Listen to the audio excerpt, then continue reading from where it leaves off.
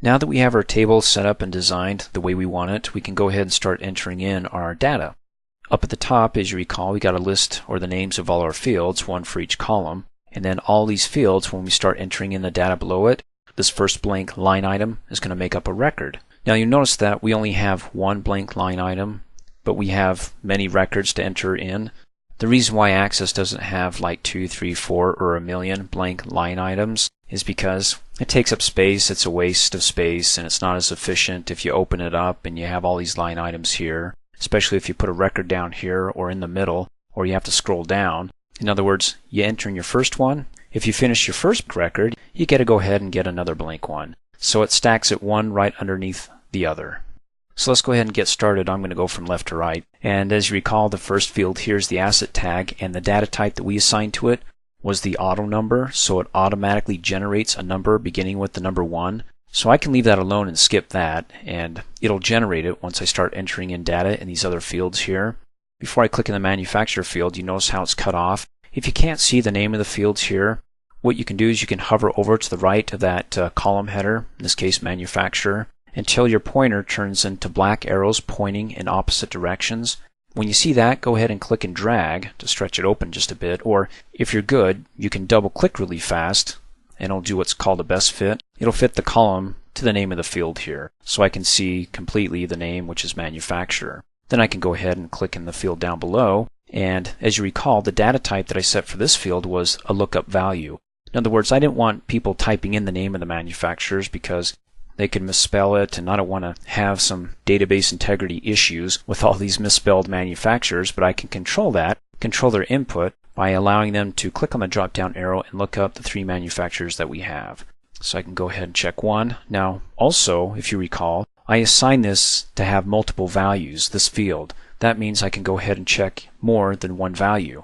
So it can include both Spytek and Macron. In other words, maybe I have some parts in this computer from Spytek, maybe some from Macron. Well, we won't do that. We'll just say that the computer was completely manufactured by Spytek. Go ahead and click OK, and well, there you go. There's the auto number. Automatically, after we entered in our first field, the data generated the first number, the first record.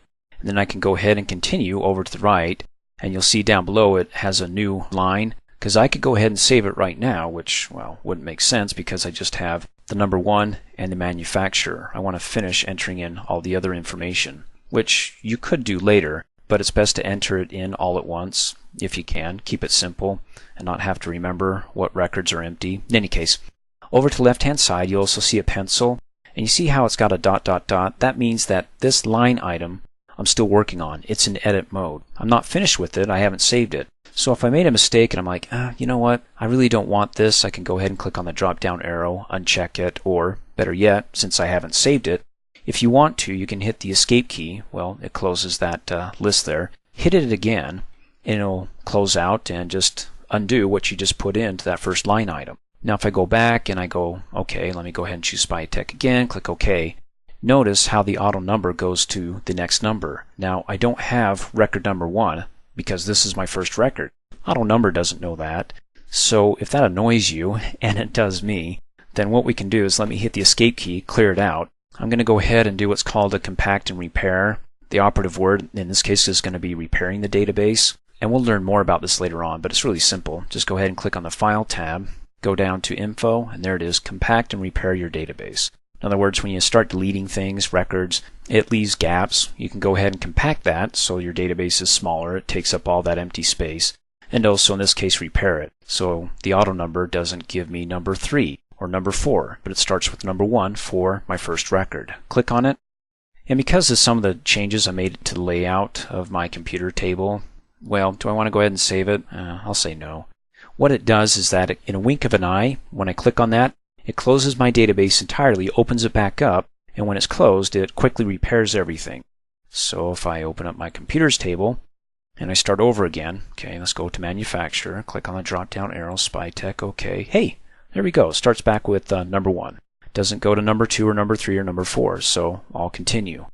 I can hit the tab key on the keyboard and go over to the right, date received.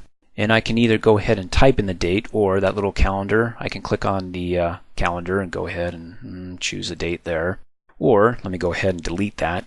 If it's today's date, you can use the shortcut key Control semicolon, automatically puts in today's date. Hit the tab key. The purchase price, let's say, is 65, and hit the tab key.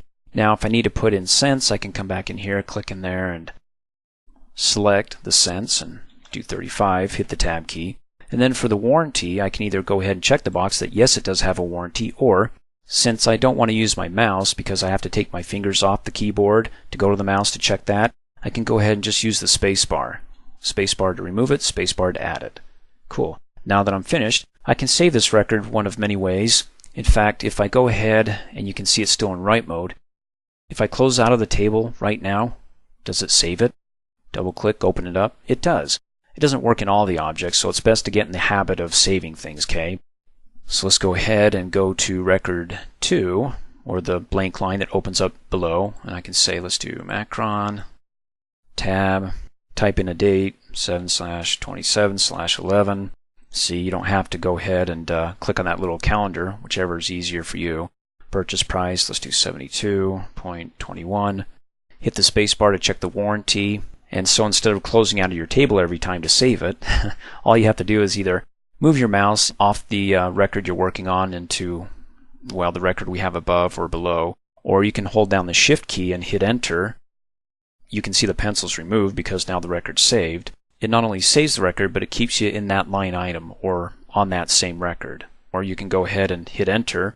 It'll move to the next blank line item below and also save your record there. Like I said, if you just move off of it, let me make a change. Type in 0. See the pencil's there. If I just move off of it, click up above or below, the pencil's gone. That means it's been saved. Now if I want to be able to share my database here, in other words, all my records with somebody else who doesn't have access, I can export it one of many ways. The one way I want to show you is XPS or PDF. Let me show you. Make sure you select your table here down in the Access Objects, the one that you want to export. Come up here, click on External Data, go to the Export group, and there it is, PDF or XPS. PDF stands for Portable Document Format. It's available for free on adobe.com, or if you don't have that, you can also export it to XPS, which is an XML paper specification. In other words, anybody who has Internet Explorer can open this up, and almost a lot of people do. So go ahead and click on it, and then I want to go to my desktop because that's where I want to save it.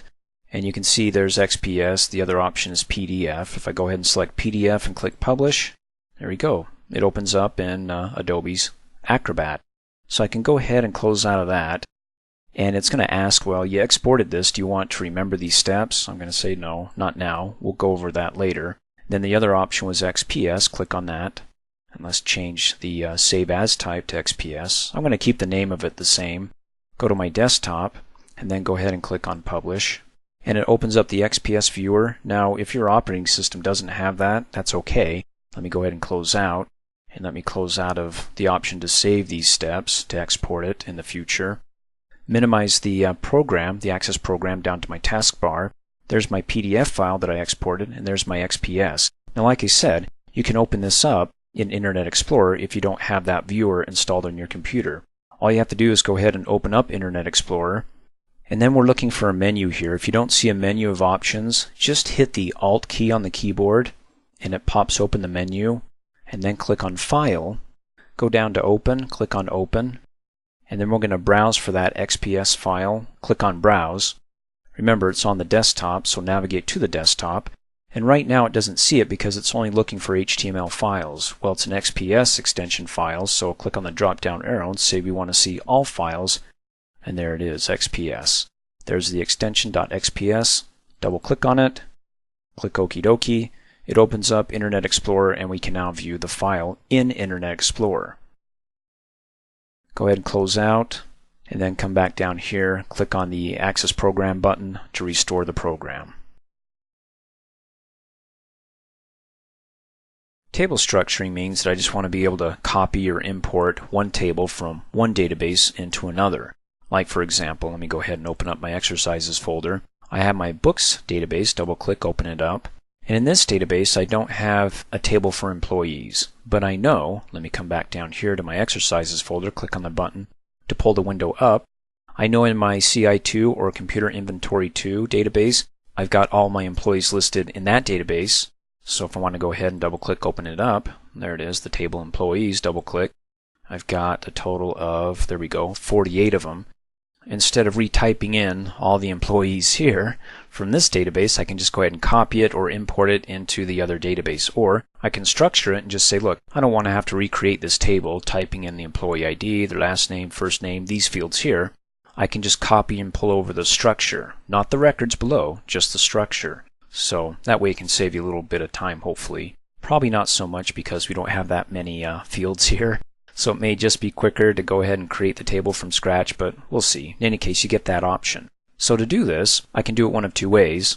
If I want to bring over the structure of the employees, the table, into my books database, just go ahead and give it a right click and then go down and copy it. That's one way, copying and pasting. So I go back down to the other button that when I click on it, again, you'll learn this in my Windows 7 training video. For every window you have up above, you'll have a corresponding button down below. So this button right here brings in front my books database, so I just see that, and then I can go ahead and paste it. And to paste it, you can either right click in a blank area and paste it, or if you don't have a blank area here, let me click off in a blank area. Come up here on the Home tab to the clipboard group and click on the big fat paste button right there. Click on it, and it gives you three choices. When you're pasting the employees, that table that we're copying from the other database, do you just want the structure only, just the fields, no data, or do you want the fields and the data, which makes sense? No sense in having data if you don't know where the data belongs, what fields. Or do you want to just go ahead and append the data to one of our existing tables? In other words, if I had an employees table and I set it up and I'm like, oh, that's right, I need the employees from the other database, I don't want to have to type them all in again, then you can go ahead and append it or add them to that table. But keep in mind that when it comes to appending data from one table to another table, the field names have to be the same, and pretty much the data type has to match as well. So if not, you're going to get raspberries and it's not going to paste, or you only may get a few of the records that paste. In any case, let's go ahead and see what structure only looks like and click OK. There we go, it adds it. Double click. No data, just the structure. So then I can go ahead and start adding employees. If the employees were different, if not, then why would I waste time? I'd just go ahead and paste the structure and the data. So let's go ahead and close out and right click and delete that table. And once I copy it, it's attached to my clipboard, so all I have to do is go ahead and click on Paste again. Brings up the same window. Let's do Structure and Data. Click OK. It adds it over in my Tables group here. Double click, and not only the fields, but also the records down below. Great. Go ahead and close out. And if I go ahead and right click and delete that, and then I click Paste again, if I want to go ahead and append this, well, select the option, append that data that I'm copying over to an existing table. Again, the fields have to match. What table? We'll go ahead and name the table. If it's the books table, then type in TBL books, or whatever name we want to append it to. For the sake of the example here, let me go ahead and delete employees and type in orders and show you what happens if you try to append it to a table that the fields don't match, the names or the data type. So if I click okie dokie, it goes, what are you doing? You've got fields that don't match the names. You have the fields with different data types, like one's for text, one's for numbers, and it doesn't match. It's a big mess, so I'm not going to do it. Click OK. So let's do this to keep it simple. I'm going to go ahead and click Paste again, and let's do Structure only, okay? And click OK. So we know with the table here, employees, double click, we just have the structure. So if our structure here, let me close out, matches the structure with the same name, the same data type from the employees from this other database that we just copied. And how do I know the data type of each field? Well, you can go to the design view with the right click and go to design, and then you can see the data type. So make sure that in the table that you're appending it to, that the field name matches. You have the same field name, employee ID, and also the data type matches. If you have number, then make sure it has number. If it has text where you can only enter in text, make sure the data type's text, okay? Let me go ahead and right click and go to the datasheet view. And then let me come up here, and you can see over here there's another way of viewing the data type for this field here. If I click in the next field, the data type for this column or that field is text. And anyways, a couple ways you can find out the data type of your fields here. Let's go back down here to our books database. Click on that to bring that up front. And again, we have nothing within our table here, just the structures. So if we go ahead and we click Paste, and it's still to my clipboard, and I want to append the data, and the fields match. I mean, basically I copied it, but without the data. The exact same table, it's got the exact same data type. So when I click OK, it's going to append to the name that I have here, which is employees, which, as you recall, nothing's there. So when I close out, I click paste, I select append to the name of that table, which is right there, and click OK. Double click, open it up, and well, there you go, 48 records. Now, if copying and pasting gets quite monotonous because, well, you got thousands, tens of thousands of records that doesn't all fit on the clipboard, well, that's not going to work, right? So let me go ahead and close out of that table here, and let's right click and delete it and say yes. The other option that you can do is come up here and click on the External Data tab and say that you want to import from another database. It's going to be an Access database. Go ahead and click on that. And it says, okay, where's this Access database? Let me go ahead and browse. It's in the Exercises folder. It's my computer inventory too, so I'll select that or just double click. It's pointing right to that database, and it says, what do you want to import? Tables, queries, forms, reports, well, at least tables. That's what we're working on right now. Click OK, and you can see a list of all the tables within that database. What table do I want to import? It's the employees. If I want to import more tables, just hold down the Control key and click on other tables, but I just want this guy right here, so I'll click to deselect the others, click to select employees, click OK. Then it says, okay, are you going to be doing this a lot? You can save these import steps, and we'll talk about that later. There's the saved import, so I could just click on that if I saved it, and it will automatically import that without having me to go through all these steps. In any case, we won't save it, we'll close out.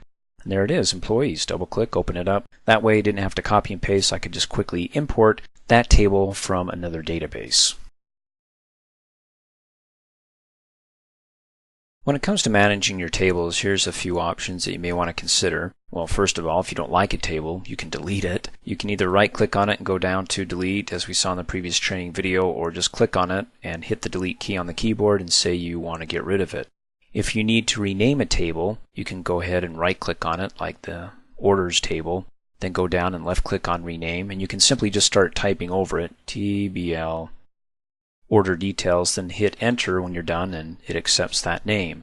Another way to rename it is you can just have it selected, hit F2 on the keyboard, and same thing. Of course, this time I'm just going to get rid of the details and then hit enter, and we're back to where we started. Also, besides the name that you see here, you can add a description to your tables with a right click, like on our customers. Go down to table properties. You can type in a description, something like, so we copy this table to customers from Susie's database. In other words, we're stealing her customers, her clients. In any case, let's go ahead and click OK. Now, if you want to see the details, you just need to find a blank area in the navigation pane. Go ahead and right click and then go down to View By and then select Details. If you can't find a blank area, then you can just go ahead and right click on the navigation pane's header bar there where it says All Access Objects. You get the same shortcut menu. Go down to View By and select Details. So there's the details. And then, of course, if you can't see it all, you can always right-click and go down to Table Properties and view the rest. You'll notice down below that you can actually hide the table. So if you're just having all your front-end users working on the forms to enter in the data, not the tables, go ahead and check the box to hide it. Click OK. It disappears. Uh-oh, how do we bring it back? Well, just go ahead and right-click again, the navigation pane's header there. Go down to Navigation Options and say that we want to show hidden objects. Check the box there. Then click OK. Then it shows it. It's hidden. Well, it's not, but it's faded to say, hey, it's supposed to be in hidden mode. Then we can go ahead, since we can now view it, right-click on it, go to its properties, and then uncheck that it's no longer hidden. Then click OK. And if it's all the same to you, the details here really annoy me. So I'm going to go ahead and right-click, go down to View By, and go back to the list. Much better. Now, before you start entering in your records, be sure that one of your fields is going to contain a unique value, because that field is going to uniquely identify each record. In other words, no duplicates. For example, if I look at the fields up at the top, if I don't look at the asset tag field and I look at all the other fields, all these fields, are they going to contain any duplicates and make this record unique from the record below it or any other record? Well, okay, it does now, but what if I go ahead and purchase more computers? Can I purchase them from the same manufacturer on the same day at the same price with warranty? Yeah, you can see there's possibility there for many duplicates. So that's why I created the asset tag or the barcode field, so I can go ahead and when I get the computers, I can look at the barcode on the computer and punch in the number here.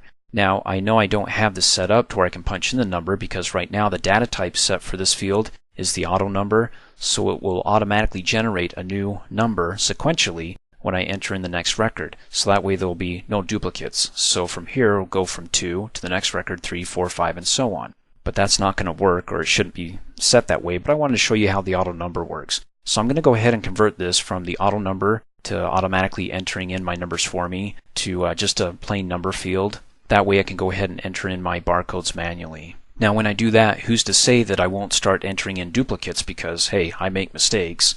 Well, Access has what's called the primary key, and the definition of the primary key is a field you designate that uniquely identifies a record, and that primary key field never contains blank values and doesn't allow duplicates. So if I'm down here on record 20 and I type in the same number that one of these records have up above, in the same field here, like let's say number 2, and I try to save it, if I have the primary key assigned to this field, it's going to look at that and say, oh, you can't save it because it's going to create duplicate values if you do. And you also can't leave it blank. So let's go ahead and take this for a test drive. What I'm going to do is first change this from automatically generating a number so I can come back here after I assign this field the primary key and see what happens when I try to enter in the same number up above to the next record or the third record down below. So to do that, I'm going to come up here and click on the design button so I can go to the design view. And look at that, the primary key is already assigned to it. I don't know if you recall this, but when we created our table here, in fact, anytime you create a table, by default, Access is going to give you a field named ID, a generic name, assign it the primary key to that field, and give it the data type auto number. It's trying to help you out, just in case you can't come up with a field that you can create that will contain unique values. And it's really not that difficult to think about a field that will contain a unique value. For example, if you're creating an employees table, you wouldn't want to have the unique field being first name because you could have a lot of Bobs, or last name because you could have a lot of Smiths. So you want to go ahead and create a field called employee ID, and in that field you can go ahead and number the employees using their social security numbers, or you can go ahead and just create some sort of unique ID. Well, you could use the auto number, just type in one, like EID-001 for the first employee, EID-002 for the second, and so on. In any case, I'm going to go ahead and click on that and change it from auto number to number, so I manually have to enter in the number. And then since the primary key is already assigned to it, in fact, if you look up here on the Design tab down the Tools group, you can see the primary key is highlighted when I have that field selected, because when I click off in another field, you can see the keys not only not in the row header for that field, but also not highlighted up above. So if I come up here and I click on it, it removes it. Click on it again, it assigns it to that field. Once I'm done, I'm going to go ahead and click on the View button to go to the Data Entry view or the Datasheet view. Click on it. It reminds me to save my work before I continue, so go ahead and click Yes. And right off the bat, I know the auto number data type's not assigned to this field because if you notice earlier on when it was, is that you had the word new in parentheses. So it was automatically going to create a new number when I started adding in the rest of the data for this record. So I can come down here and click in the blank field and type in, let's do a duplicate number to see if the primary key is actually going to do its job. And then let's go ahead and fill in the rest of the data for this record. And give it a date. I know, these computers are really cheap, aren't they? In any case, check the box. Now, there's more than one way to save this record. You can go ahead and hit Enter since I'm at the end of the record, or if I want to stay on the record, hold down the Shift key and hit Enter. And it says, look, you can't go ahead and enter this number in here because that would create a duplicate value in the primary key field, so you can't save this. And it doesn't tell me which field is the field that doesn't allow duplicates. Doesn't say that down here, so let me click OK. That's why when I design my tables that I put the first field as the primary key field, so that way when the front end user's entering in records, they don't have to go to the design view and go, where's the little key? What field can I not enter in duplicates? We can't have a duplicate there, so we'll delete that. What about a blank value? Let's go ahead and try to save that. Shift Enter. Again, this field has the primary key assigned to it, and it doesn't allow empty or null values. So click OK, type in a value that's not duplicate, don't leave it empty, Shift Enter. The pencil disappears, so it accepts the record here. Great, it's been saved. Now there are two more keys that I want to briefly cover. Again, access is a process, so I don't expect you to go, oh my gosh, I need more information, because I want to introduce it to you and then later on go over it more in depth. The other two keys I want to talk about besides the primary key is the composite and foreign keys. First of all, the composite, that's really simple. Let me go ahead and come up here and click on the design button to go to the design view. Anytime that you assign the primary key to more than one field, like 2 or more, it changes it from a primary key to a composite key. How do you do that? Well, I got the key assigned to this field. If I come down here and click on that field and say, oh, I also want the key assigned to this field as well, and I click on it, it just moves it. So to assign it to 2 or more fields, go up in the row header for that field until your pointer turns into a black arrow pointing to the right. Click on it to select the entire row, then hold down the control key and go into the row header for the other field that you want to assign it to, and then click on that. You can see both rows are selected. Click on the primary key. Now both fields have the, I would call it the primary key assigned to it. I mean, you can see the lights on there, but it actually changes it from a primary key to a composite key. The definition of a composite key is 2 or more fields assigned to a primary key within a table. It changes it from the primary key as far as the definition goes, and its combination will uniquely identify a record. So in other words, when I just had the single primary key, I could have no duplicates within that field, right? But now that I have 2 fields that are operating, well, you could almost say as one, I can have duplicates in that field, I can have duplicates in this field, but between the two, as far as the composite key definition goes, I can't have duplicate records or duplicates between these two.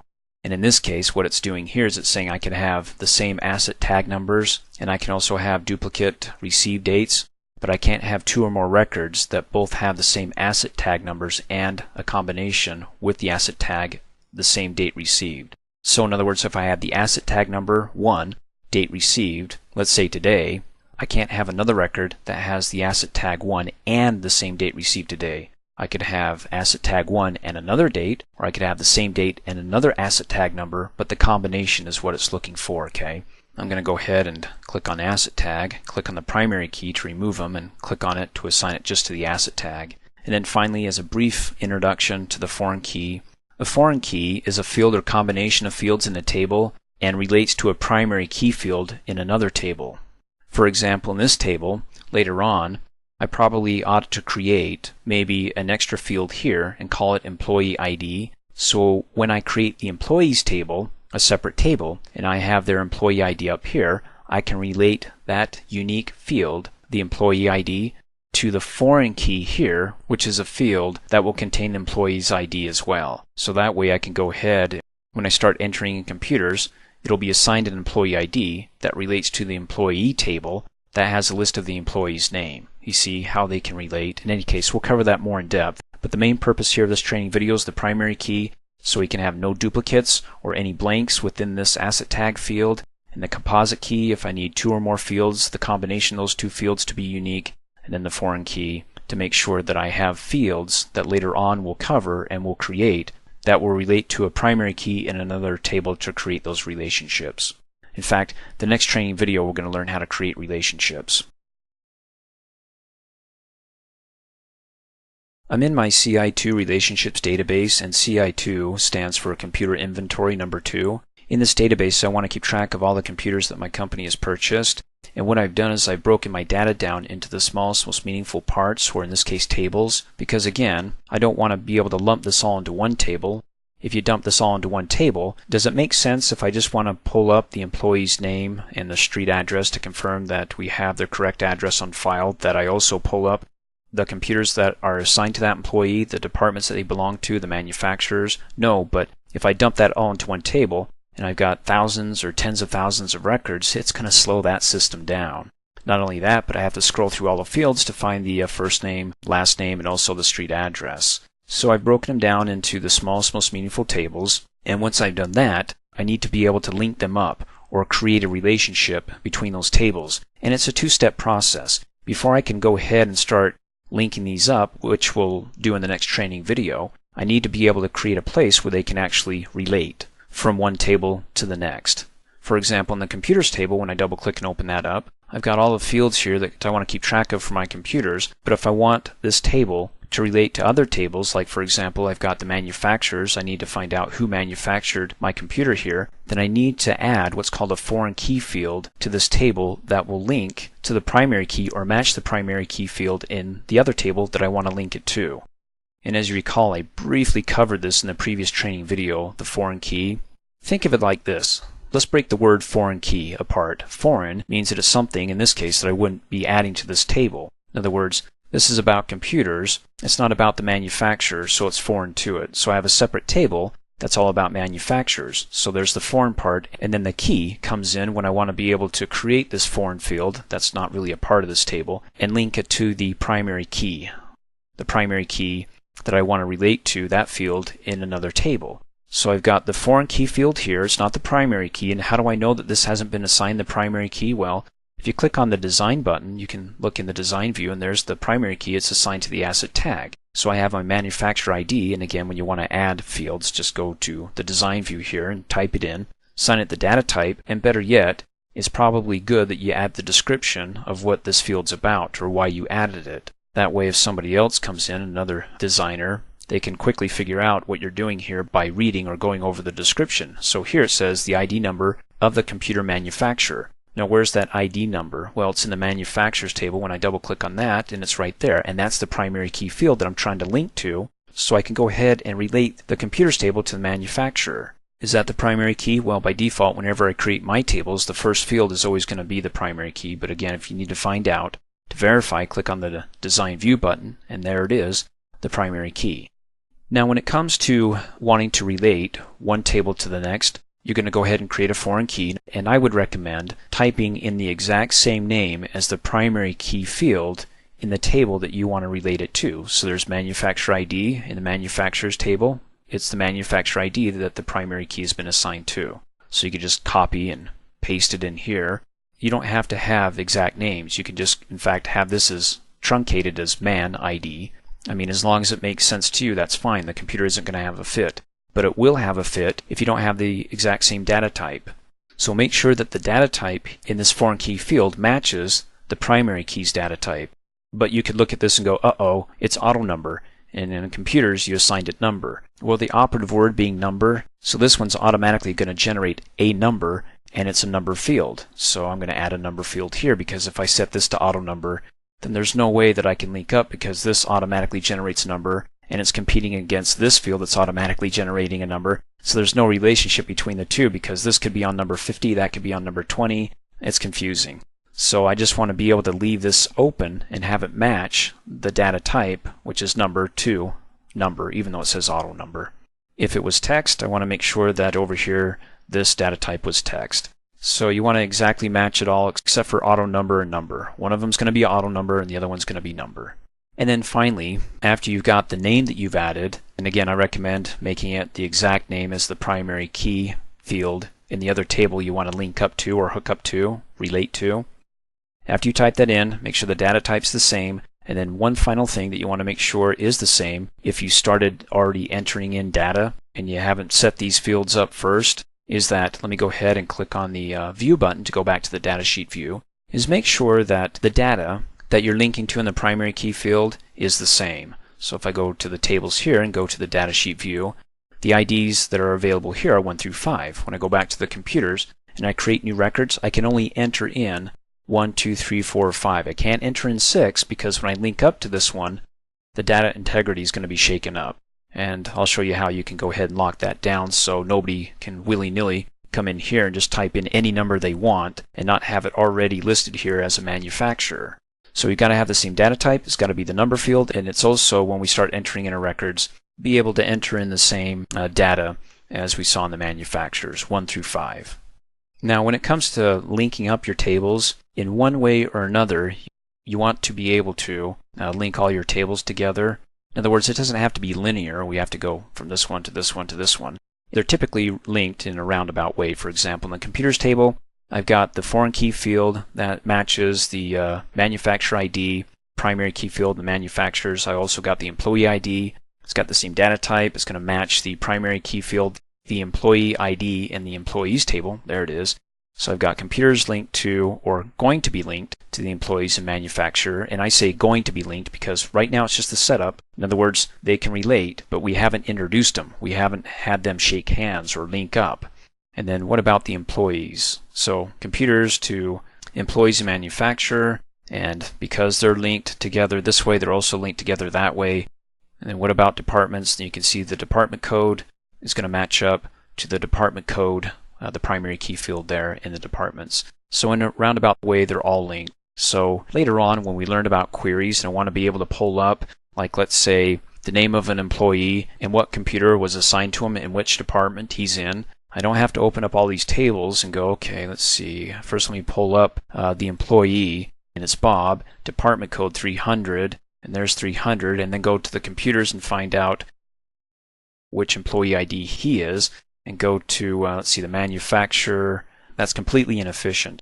So queries will show us how to get around that without having to open up 20 gazillion tables. Because they're all linked, you can quickly just pull in one field from one table, one field from another, and it will pull in all the data for you, all into one view, as you see here in this single datasheet view.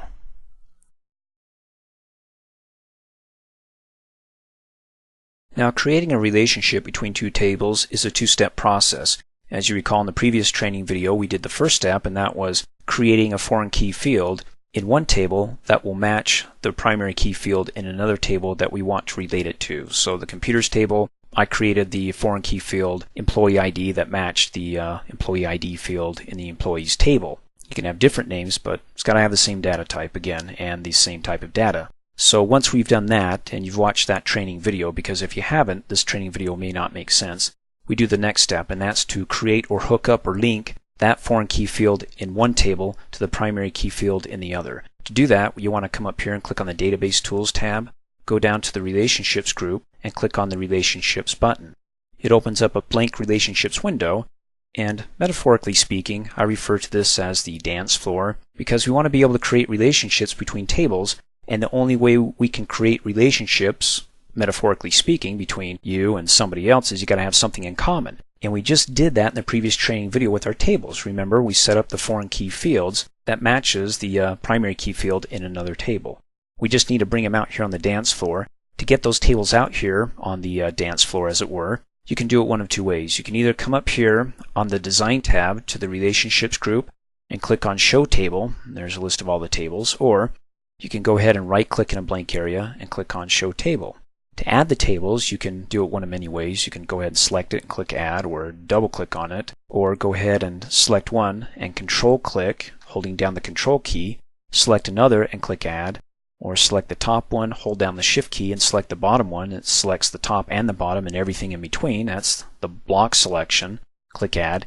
And if you keep double-clicking and adding more and more tables, no worries, go ahead and close out because you can remove them. We don't want to have all these duplicates, and how do you know it's a duplicate table? Because it has the original name of the table and then the number of the duplicate that it is. This is the third duplicate, so go ahead and select it, right-click on it, and hide it. Or you can click on it and hit the Delete key. That will remove it as well. It won't delete the tables here at all, it just removes it from the relationship or the dance floor here. Select it, delete, and delete, and delete. Now you can move these tables around by clicking and dragging their title bar here that has the title, Employees. And what I like to do is when I create relationships between two tables is I like to get them close to one another. But the question is, which tables are going to be relating to each other? What I do is I typically look at the bottom field of the table, because when I design tables, usually the last field is going to be my foreign key field. So I see employee ID, and I come over here and there's the primary key employee ID. So that's where we're going to hook up. And I also want to make sure, to keep it simple for me, that again, that the name of the foreign key field is exactly the same name as the primary key field in the other table that I want to relate it to. It doesn't have to be, but just make sure that the data types are the same. You know, if it's number, it's got the number data type for that field and that field, as we discussed in the previous training video. Because if I come into your database and you got something like PLOY ID, employee ID, I mean, you're being kind of creative, I wouldn't know to click and drag that or the primary key field to that foreign key field. But this way, there's no doubt. I mean, in my mind, that employee ID, let me click and drag and move it next to this table, is going to hook up and create the relationship between what they have in common here. because you can't create a relationship with anybody unless you find something in common, and we did that to these tables in the previous training video. And so let me go ahead and click and drag the employee ID primary key field from the employees table, and you'll notice as I'm dragging it across the dance floor, it's got a circle with a line through it. That means that you can't create a relationship with the employee ID field here to the dance floor. It's got to be to another field in another table. And so I'm going to go ahead and hover over that field and let go, and it opens up a new window, and it lets me know that, hey, you're trying to create a relationship with this field in that table to this field in the computers table, the foreign key field. Is that what you want to do? If not, click cancel and try it again. But it is employee ID to employee ID. Let me go ahead and click and drag this down. Now I could go ahead and click create and create the relationship between these two fields, but if I do that without enforcing it, it's going to be a wishy-washy relationship. In other words, I'll be able to pull up or pull in these fields in a query. We'll learn later on. In other words, if I just want the employee's last name and find out the asset tag that the computer's been assigned to this employee, I can pull in this field and that field into one window without having to pull up two separate windows and jumping back and forth. That's what the query does. So again, it'll allow me to do that once I create that relationship because they're related, but if I delete records, the employee ID here, it won't update it over here, and vice versa. So I want to be able to enforce that, but enforcing means that I can't make any changes in one table without affecting the other, and so the enforcement says, I won't let you make any changes or any updates. Well, there's very few reasons, if any, I can think of why you wouldn't want to do that, because in my database, I'm making a lot of updates to related fields and also related records. So I'm going to go ahead and check these two additional boxes. So if I go ahead and I change the employee ID in this table, let's say his ID is 4 to 5, it'll automatically see the relationship and enforce that data or referential integrity and update that, because I checked the update here in this table, and change it from 4 to 5. Also, if I delete an employee in this table, it will go ahead and delete the related record in that table, as it says down here, which is good because I don't want to delete all these employees, or maybe if they left, quit, or I fired them, and have a bunch of computers still assigned to them because it didn't update, and thinking, oh wow, we have no computers, we better purchase more, when actually I do. I just didn't delete the related record in this table here. But by the same token, if it deletes the related record, the computers, then every time an employee leaves, I lose a computer. You want to keep that in mind, so before you delete an employee in this case, maybe you want to go ahead and have another employee created and come back in this table and make sure that you assign the computer that new employee's ID. So again, to emphasize this, it's great to create relationships. That way we can go ahead and pull in one field from one table and any field from another. And because we have a relationship just between these two fields, that table will share all the other fields because it knows it's related to here, as well as the other table share the fields as well. I mean, when you create a relationship with somebody, don't you share everything that you have? So I can have the last name in a query and also the asset tag, and it will pull that in. So let's go ahead and click create, and it creates the relationship. Let me go ahead and click and drag that out so you can see that line. That's coming from the employee ID primary key. Comes out of here. It says this field, it's linked to that field. And you'll notice that it has a number 1. What that means is that, again, we can't have any duplicates in the primary key field, can we? We can only have one unique record. So there's one unique to many. So it's a one-to-many relationship. In other words, can I have many employee IDs here in the computers table? Well, think about that. I could have one employee ID, let's say number 4, who not only has a laptop, but also has a desktop computer. So they could have 2 or more computers. So I could have many employee IDs, or one employee assigned to many computers. So that's what that means, that infinity symbol, one to many. So let's go ahead and finish this up. What other relationships do I have? Well, I've got the department code here. That goes to the department code there. Let's go ahead and click and drag the primary key field to the foreign key field and let go, and check the boxes and click create. Now, if you made a mistake and you need to make a change, either to edit this or remove it, like let's say we need to go back to this one and edit it, go ahead and click on it if you can get your pointer on top of it. Once you have it selected, you can either double click it and it brings up in edit mode, or close out, or you can go ahead and right click and edit and then make your changes, uncheck boxes if you need to, or change the keys and click OK. Or you can go ahead and, as long as it's bolded here, you can hit the delete key and it says, are you sure you permanently want to delete this relationship from your database? If you do, let go of it. You can go ahead and quickly drag it back again and check the boxes and create it. And then finally the manufacturer, which is the foreign key here to the primary key there. Now, do I need to always drag from the primary key field to the foreign key field, or can I go ahead and drag from the foreign key to the primary key? Well, yes, except in a one-to-one relationship, which we'll learn in the next training video.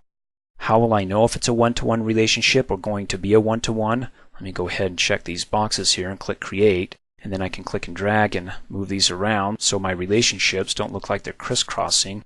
The way to find out if it's going to be a one-to-one relationship is look at these numbers here. Remember, if it's a primary key, it's going to have one record, no duplicates. So what makes it a one-to-one? If I'm creating a relationship from one primary key field to another, it'll be a one-to-one relationship.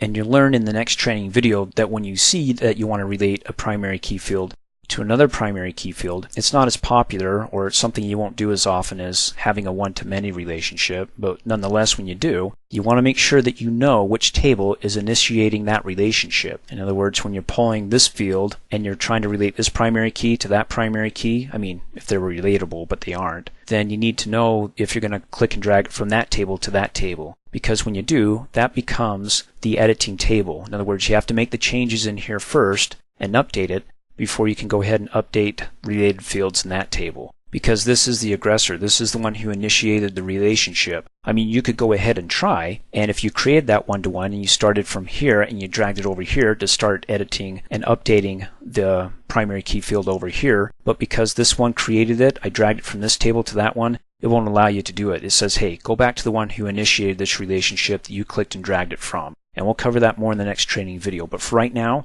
we created our simple relationships, one-to-many, where we can have one record related to many different records in that table, and also these other tables as well. And it doesn't have to be a linear relationship for me to be able to use my queries and pull in one bit of data from one table to another. So I could pull the manufacturer up here and the employee ID, and as long as I've got a table that's linking these two up, I can do that when I query. I don't have to pull up all this information. I can go ahead and pull up bits and pieces from these tables because in one way or another, they're relating, even if I have to go through one table to get to another to get that information.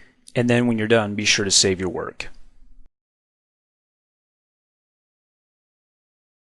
Okay, you can see I'm in a new database here by, well, looking up here on the title bar. I've got my table data database.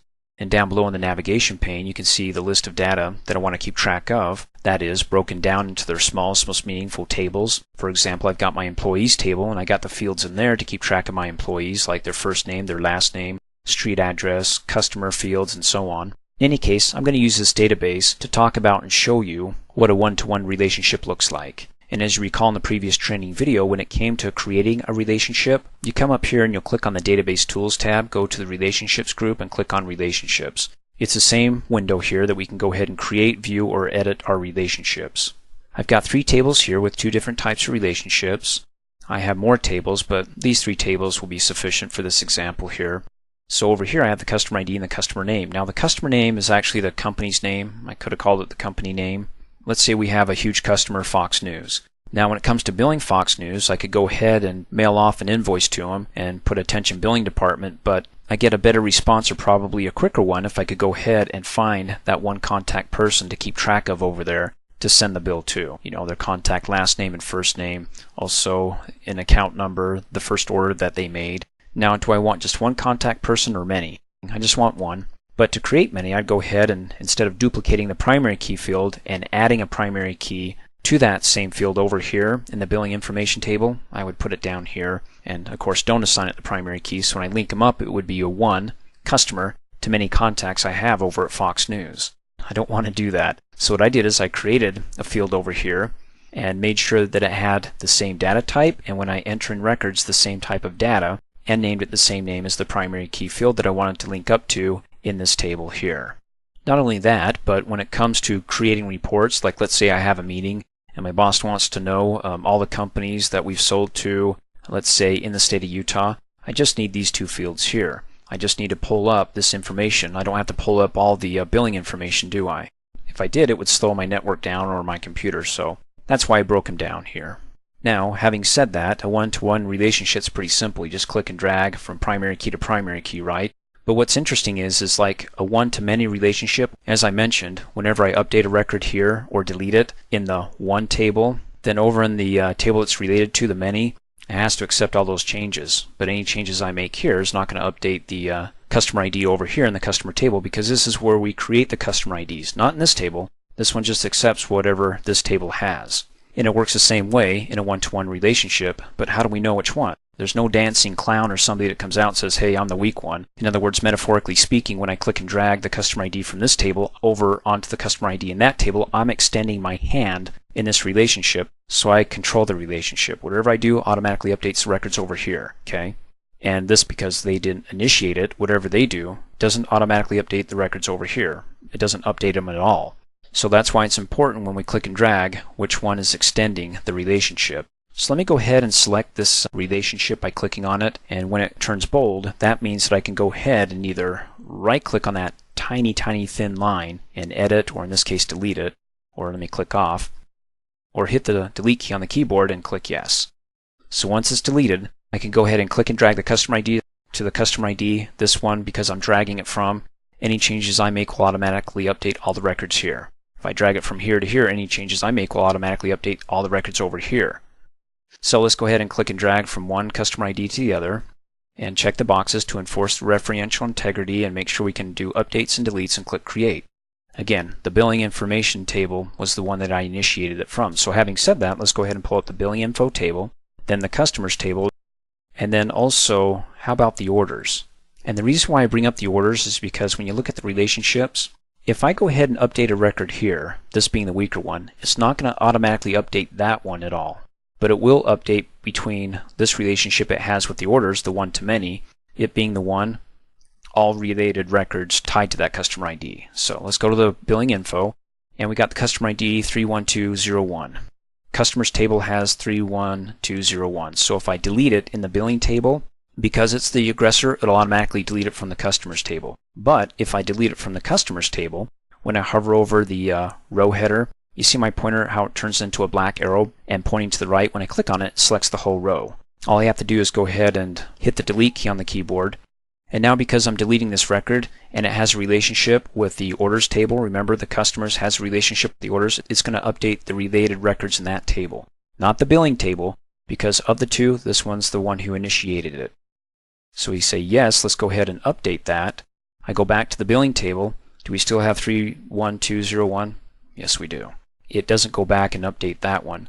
But what it did do, it removed its related records, the 31201, from the orders table.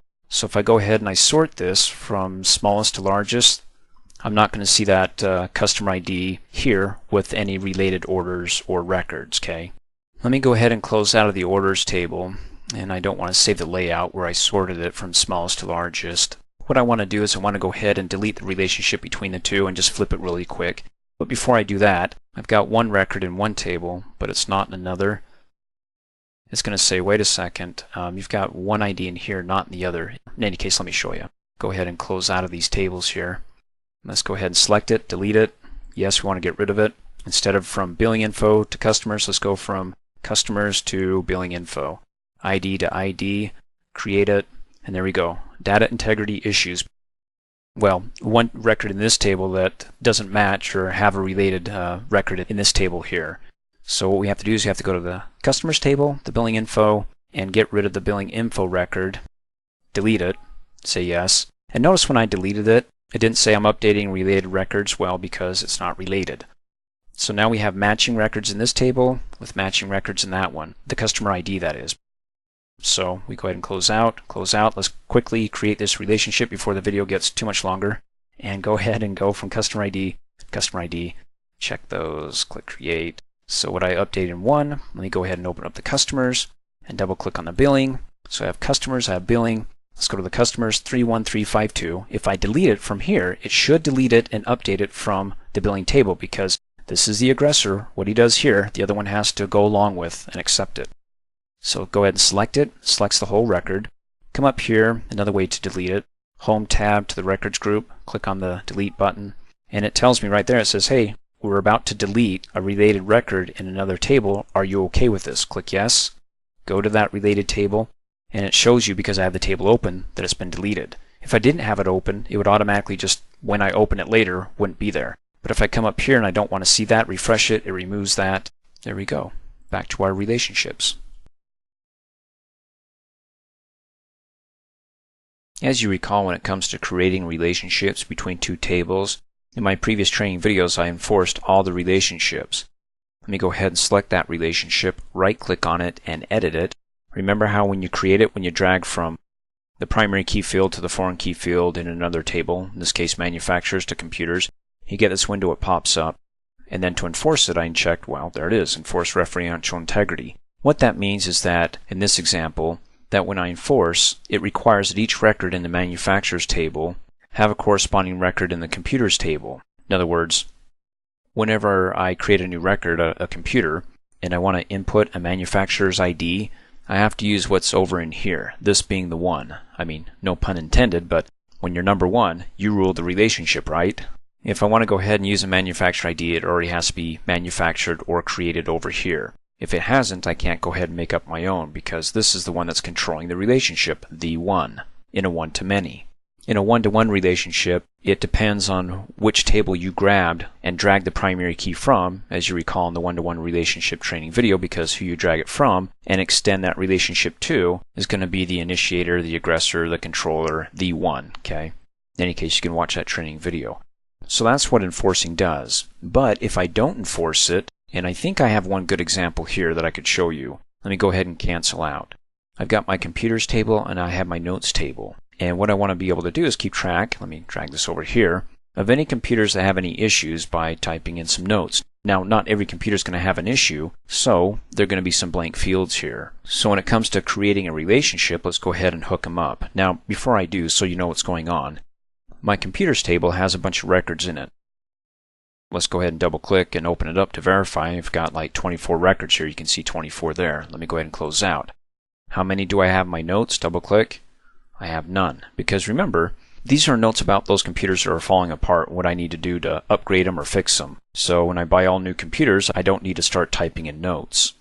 Let me go ahead and close out. So if I want to go ahead and relate these two, drag from primary key to primary key, again, because it's going to be from primary key to primary key, which one's going to be the initiator? In other words, which one's going to rule the relationship? It's the one that I'm clicking and dragging from. So it means when I click and drag from the computers to the notes, this will be the ruling ones. So when it comes to creating an asset tag, I would create it in this table, and then all related records would be updated in this table. Unless I clicked and dragged from here, then I have to create new asset tag keys in this table, and all related ones would be updated in this table, whatever I created over here. In any case, I'm going to do it from computers to notes, click and drag. These asset tags have the same data type or type of data, even though they're not spelled exactly. Well, they are spelled exactly, but this one has a space. So I'm trying to prove to you it doesn't matter if it has spacing, if it doesn't, if it's spelled the same, just as long as it has the same data type and data type value. So if it's a number data type, this field, when I create in the notes table, also has to have the matching data type of the asset tag in the computers. They're both numbers here, and they both have to have the same values. Well, this one doesn't yet because, again, I don't have any computers that have issues, so I'm not typing in any notes. So if I go ahead and try to enforce that and also allow updates and deletions and click create, it says you can't do that because the relationship must be on the same number of fields with the same data types. Well, it has the same data type, but the number of fields it doesn't, because this one has 24 records and this one has 0. Even when I input one record and I try to relate them, a one-to-one relationship, it's not going to have the same number of fields unless I go ahead and I put notes in for all 24 computers. So I have 24 records here and 24 records there. But again, that's not going to work for me, so this is the time where I won't enforce the referential integrity and create the relationship anyways, because not every computer is going to have a note tied to it. Let me click and drag and move this around, so it's not crisscrossing these relationships all over the place. Now, you could bring up the good point that I didn't have to create a separate table to add my notes. I could just go ahead and add the notes field in the computer's table here. If I did that, that would be called denormalization. And the definition of denormalizing is adding redundant data to tables to speed up database access or combining data into one table. In other words, you're not putting a field that may contain occasional blanks or empty data into a table of its own. That's normalization. You're breaking your tables down into the smallest, most meaningful parts. Now, some experts say it's better to normalize the field into its own table, but really it's not a set rule. Two more things I want to cover about the relationships window is that if you want to be able to have somebody else go over the relationships that you created, but they don't have access, or you're quickly running to a meeting there and you want to print it off, just come up here to the Design tab, go to the Tools group, and click on the Relationships report, and boom, there it is. And then just come up here and click on the Print button, and you're good to go. I'm going to go ahead and right-click and close out of this and not save it. And then the other thought is that anytime you create a relationship by clicking and dragging, it automatically saves it in Access. You don't have to click on the Save button up here. In fact, let me go back to my Relationships tools. There it is. Click on the Design tab. So again, once you create it, it's saved. However, if you go ahead and you start moving the layout around, it's not saved unless you actually click Save, because when I close out of here, it says, do you want to go ahead and save the changes to the layout? In which case I can go ahead and click Yes, and then when I go back to my database tools, to my relationships, that's where I had it when I saved it. Thanks for watching. Hey, as a quick reminder, if you like my video, please give it a thumbs up. You can also click on me and subscribe to my channel to get notified of the latest videos. And for great specials on my products, please see the description below this video.